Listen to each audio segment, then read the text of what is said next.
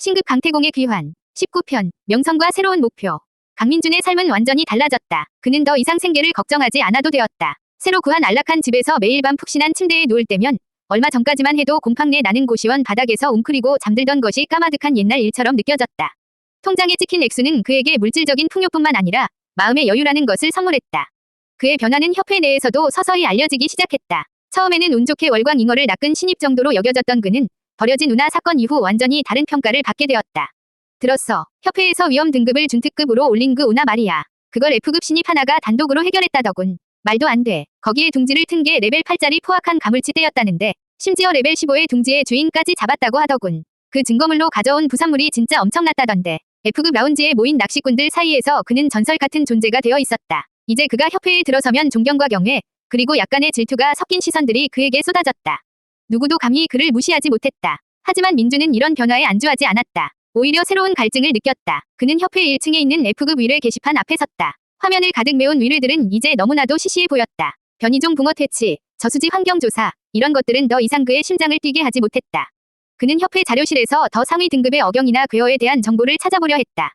하지만 그의 F급 신분증으로는 접근할 수 있는 자료가 지극히 한정되어 있었다. 돈이 있고 힘이 있어도 결국 등급이 발목을 잡는군. 그는 깨달았다. 이 낚시꾼의 세계는 철저한 계급 사회였다. 등급이 곧 신분이었고 더 높은 등급을 가져야만 더 많은 정보와 기회를 얻을 수 있었다.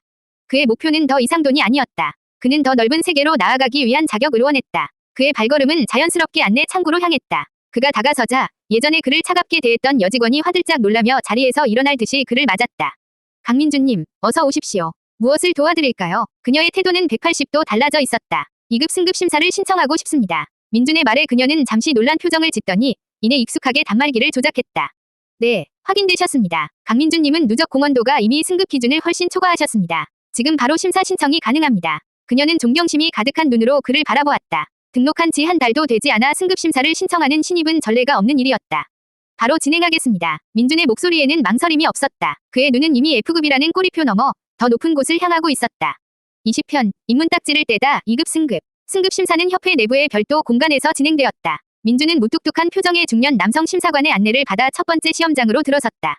첫 번째 시험은 필기시험이었다. 낚시꾼으로서 갖춰야 할 기본적인 소양과 지식을 평가하는 절차였다. 컴퓨터 화면에 다양한 문제들이 나타났다. 어경의 종류와 특징, 만화 어종들의 생태, 협회 규정 등 범위는 방대했다.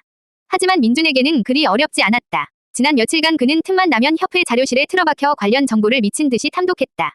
다시는 버려진 운하에서처럼 정보 부족으로 위험에 빠지고 싶지 않았기 때문이었다. 그는 막힘없이 문제들을 풀어나갔고 거의 만점에 가까운 점수로 필기시험을 통과했다. 그의 놀라운 성적에 심사관의 눈썹이 살짝 치켜 올라갔다. 필기시험은 합격이네. 바로 실기시험을 시작하지. 심사관을 따라 들어간 실기시험장은 거대한 돔 형태의 건물이었는데 내부에는 협회가 인공적으로 조성한 거대한 실내 낚시터가 자리하고 있었다. 이번 실기시험 과제는 그림자 붕어 3마리를 10분 안에 낚는 걸세. 심사관은 시험의 규칙을 설명했다. 그림자 붕어는 만화에 민감하고 극도로 예민해서 작은 소음이나 인기척에도 수초 깊숙이 숨어버리는 어종이었다. 힘보다는 섬세한 기술과 집중력을 평가하기 위한 과제였다. 미끼는 지급된 것을 사용해야 하며 개인 장비는 낚싯대 하나만 허용되네. 준비되면 시작하게. 민준은 흑철의 만화조종을 들고 시험장 안으로 들어섰다. 그는 심사관이 지정해준 위치에 서서 수면을 바라보았다. 어심 읽기를 사용하자 투명한 물속이 훤히 들여다보이는 듯했다. 수초 사이사이에 숨어 희미한 경계심을 발산하는 작은 빛의 점 3개가 느껴졌다.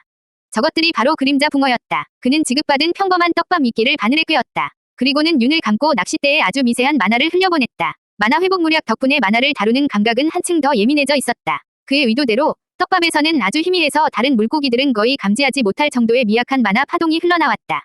휙, 그의 손을 떠난 채비는 소리도 없이 날아가 그림자 붕어들이 숨은 수초 근처에 조용히 떨어졌다.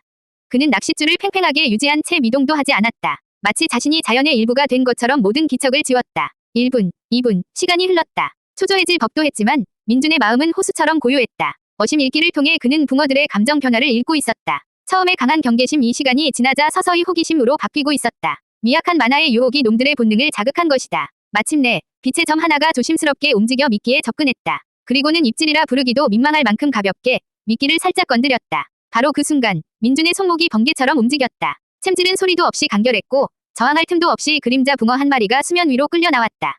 심사관의 눈이 살짝 커졌다. 시작한 지 3분도 채 되지 않은 시간이었다. 민준은 동요하지 않고 같은 과정을 반복했다. 두 번째, 그리고 세 번째 그림자 붕어까지 모두 낚아 올리는 데 걸린 시간은 고작 7분이었다.